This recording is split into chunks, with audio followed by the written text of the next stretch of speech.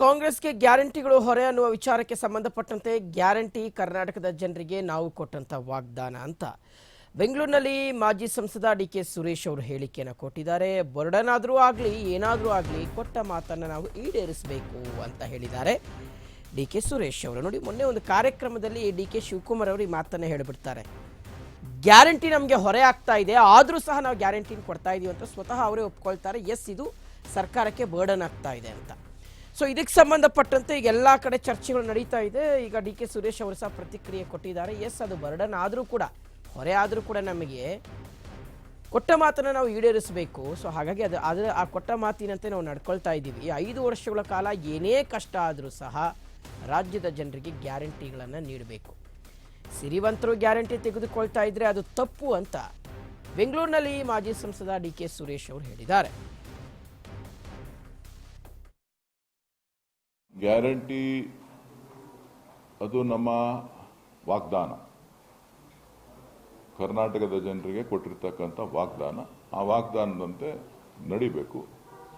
ಇವತ್ತು ಪಕ್ಷದ ಅಧ್ಯಕ್ಷರಿರ್ಬೋದು, ಮುಖ್ಯಮಂತ್ರಿಗಳಿರ್ಬೋದು, ನಾವೆಲ್ಲರೂ ಕೂಡ ಯಾರು ಚುನಾವಣೆಯಲ್ಲಿ ಎದುರಿಸಿದ್ರು ಎಲ್ಲರೂ ಕೂಡ ನಾವು ಗ್ಯಾರಂಟಿಗಳನ್ನು ಕೊಡ್ತೇವೆ ಅಂತೇಳಿ ನಂಬಿಕೆಯಿಂದ ಜನರಿಗೆ ಹೇಳಿದ್ದಾರೆ. ಆ ನಂಬಿಕೆಯನ್ನು ಉಳಿಸ್ಕೊಳ್ಳೋಂಥ ಕೆಲಸ ಅವ್ರು ಮಾಡಬೇಕು.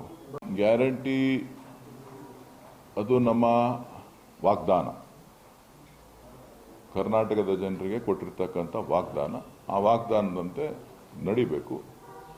ಇವತ್ತು ಪಕ್ಷದ ಅಧ್ಯಕ್ಷರಿರ್ಬೋದು, ಮುಖ್ಯಮಂತ್ರಿಗಳಿರ್ಬೋದು, ನಾವೆಲ್ಲರೂ ಕೂಡ ಯಾರು ಚುನಾವಣೆಯಲ್ಲಿ ಎದುರಿಸಿದ್ರು ಎಲ್ಲರೂ ಕೂಡ ನಾವು ಗ್ಯಾರಂಟಿಗಳನ್ನು ಕೊಡ್ತೇವೆ ಅಂತೇಳಿ ನಂಬಿಕೆಯಿಂದ ಜನರಿಗೆ ಹೇಳಿದ್ದಾರೆ. ಆ ನಂಬಿಕೆಯನ್ನು ಉಳಿಸ್ಕೊಳ್ಳೋಂಥ ಕೆಲಸ ಅವ್ರು ಮಾಡಬೇಕು. ಗ್ಯಾರಂಟಿ ಅದು ನಮ್ಮ ವಾಗ್ದಾನ,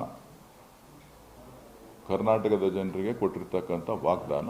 ಆ ವಾಗ್ದಾನದಂತೆ ನಡಿಬೇಕು.